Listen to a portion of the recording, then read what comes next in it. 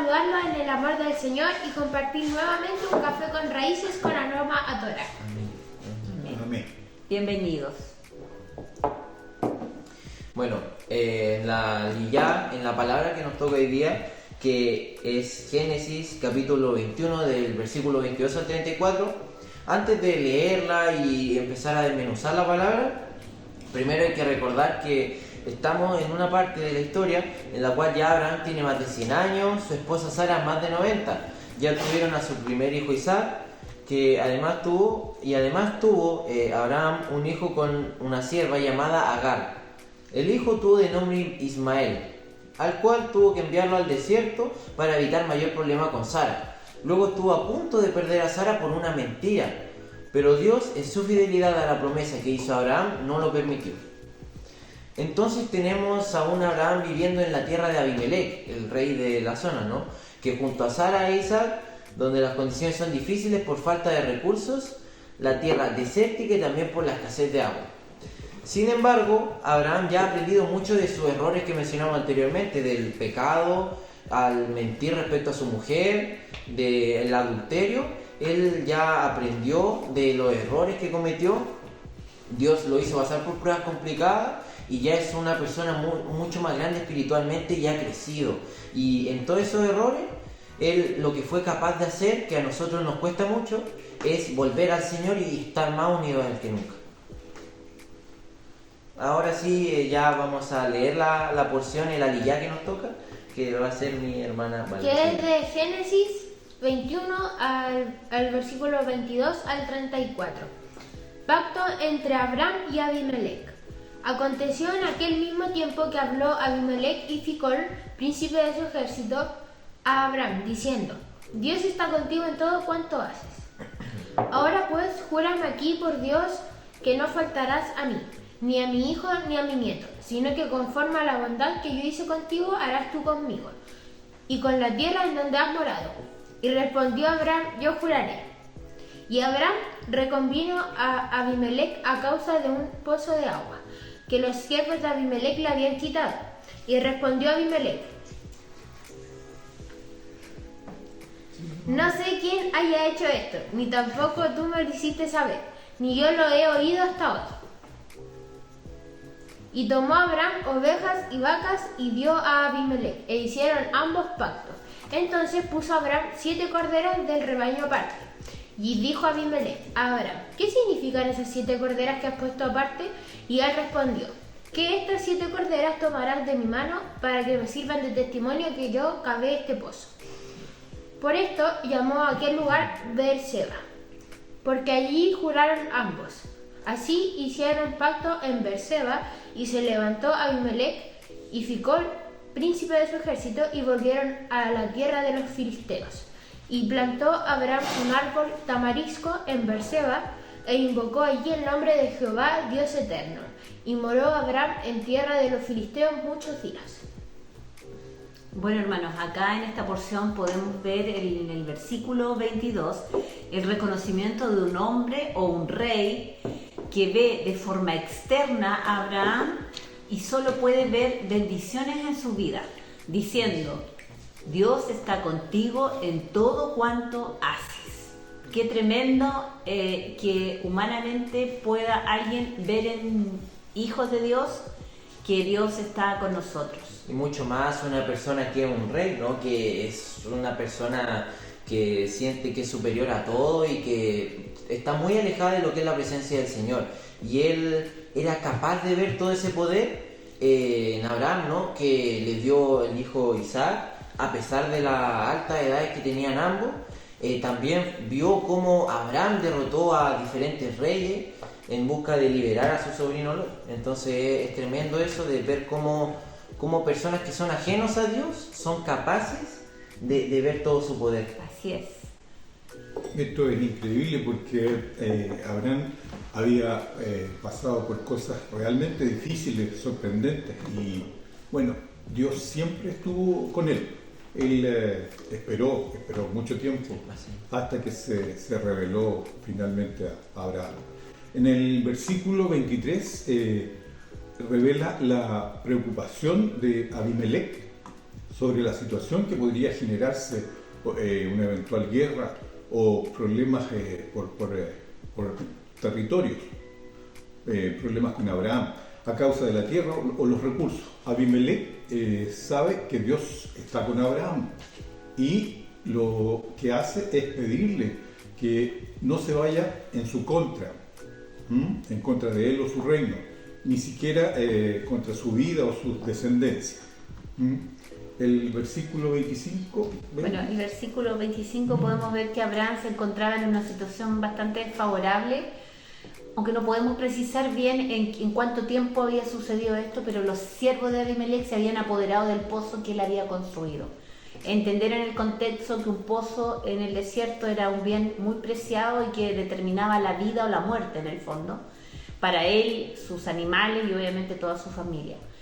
Y él había realizado este pozo con ese fin, pero acá vemos a un Abraham un poco más maduro y como dependiendo más del Señor, que eso es maravilloso. Eso es lo importante. Porque él sabía que tenía el respaldo del Señor y podría haber cometido el error de haberse movido por su cuenta, haber tomado un ejército y haber ido a rescatar y pelear ese pozo. Así como ya había combatido contra reyes, él podría haber dicho perfectamente: si pude derrotar reyes, que me harán unos siervos, y tomar a su gente y empezar a pelear. Pero no, él fue capaz de esperar y ser paciente en el Señor a pesar de la tremenda injusticia que habían hecho con él, porque ya, como dijimos, Abraham tenía mucha más edad y fue un abuso de poder lo que hicieron con él, con una persona ya mayor, quitarle un bien preciado, el cual él había trabajado y elaborado.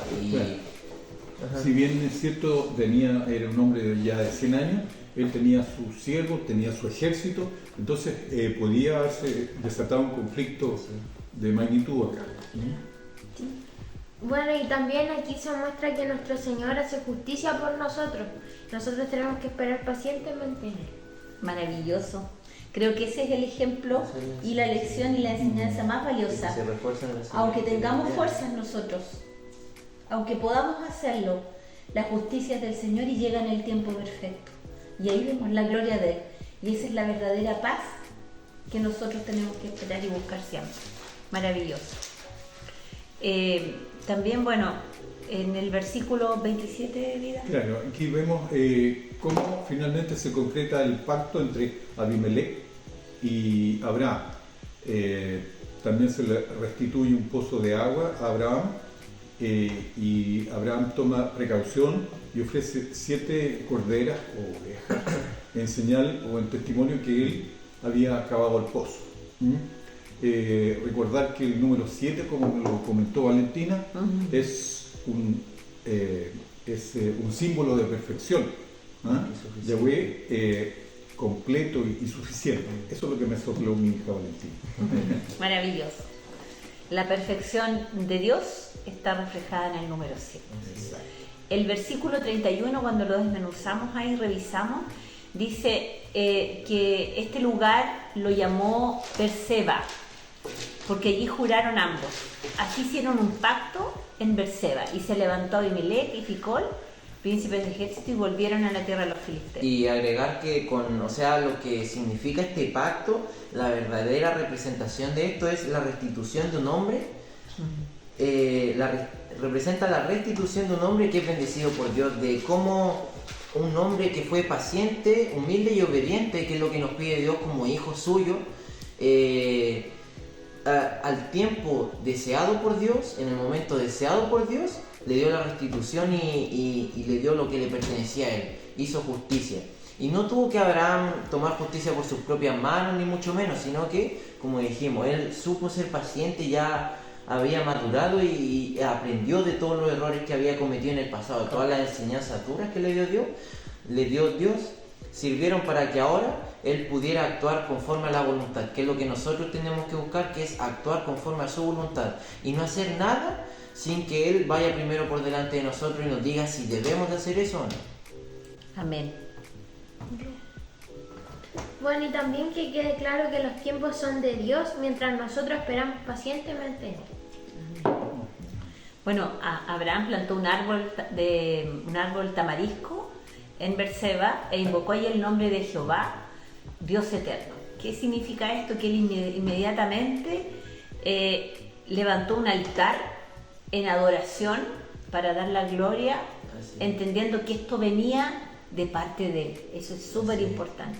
Demostrando, o sea, llevándolo en cada segundo de su vida, que en la victoria que tuvo, que porque esto es una victoria, logró recuperar lo que era suyo.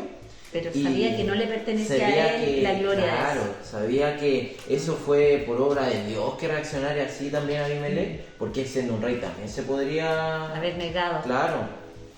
Y es eso, también nos invita a eso de que nosotros en cada segundo de nuestras vidas tenemos que llevar a Dios con nosotros en las victorias, en las derrotas, en todo momento tenemos que estar presentes, tenemos que tenerlo a Él presente con nosotros y saber que Él nos acompaña, que Él siempre va a estar ahí. Y cuando ganemos y tengamos una victoria, adorarlo así como lo hacía Él, la gloria es levantarnos para al Él. altar, así es, porque nada nos pertenece a nosotros, sino que todo es de Él y para Él. Entonces esa es otra enseñanza que nos deja este versículo. Sí. Bueno, el árbol tamarisco es un árbol propio del lugar de zonas desérticas que rápidamente crece y a veces llega a formar hasta un pequeño bosque con sus troncos muy altos. Para Abraham eso simbolizaba el recuerdo permanente de la gracia de Dios sobre su vida. Devuelto un pozo que era obviamente para una necesidad básica, pero la simbología es que este Dios eterno al cual nosotros servimos es dueño de todo. Por lo tanto, desde las necesidades básicas hasta espirituales están cubiertas y vienen de Él. Eso es súper importante entenderlo hoy día. Y en la última parte dice, y invocó allí el nombre de Jehová, Dios eterno. Abraham adora al Señor, su gratitud es para Dios, se manifiesta en adoración en el lugar donde está. Y dice, cuán importante es la adoración al Señor por la misericordia que recibimos en Él todos los días. Hoy día Carlos tiene una reflexión ahí. Claro, Abraham no es diferente a nosotros. En la actualidad nosotros pecamos a cada momento contra Dios y nos volvemos más rebeldes, queremos resolver todo por nuestras propias intenciones, nuestras propias acciones.